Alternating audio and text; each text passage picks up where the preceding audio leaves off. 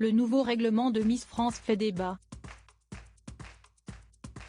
Dans une interview accordée à Télévision Magazine ce lundi 28 novembre 2022, CST autour de Laurie Tillman de donner son avis sur l'ouverture du concours aux femmes transgenres et aux mères de famille.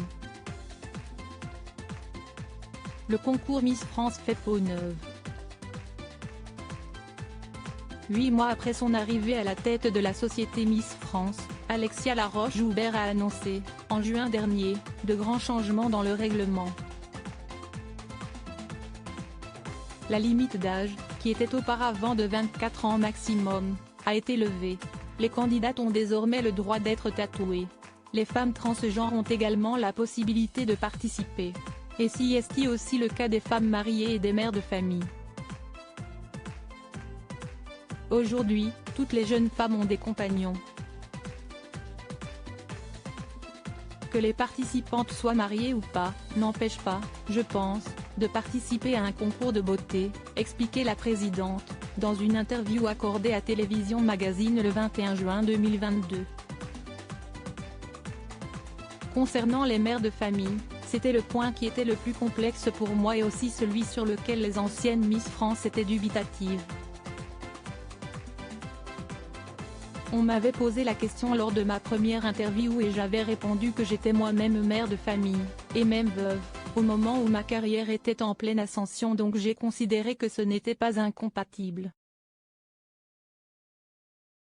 Laurie Tillman partageait ces nouvelles règles ne sont pas du goût de tout le monde. Sylvie Tellier, l'ancienne directrice générale de la société Miss France, a exprimé son désaccord à plusieurs reprises.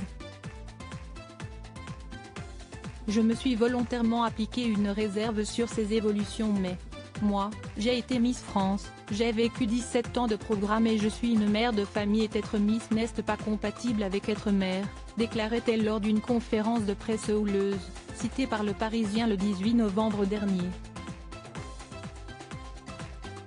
Mais qu'en pensent les autres reines de beauté ?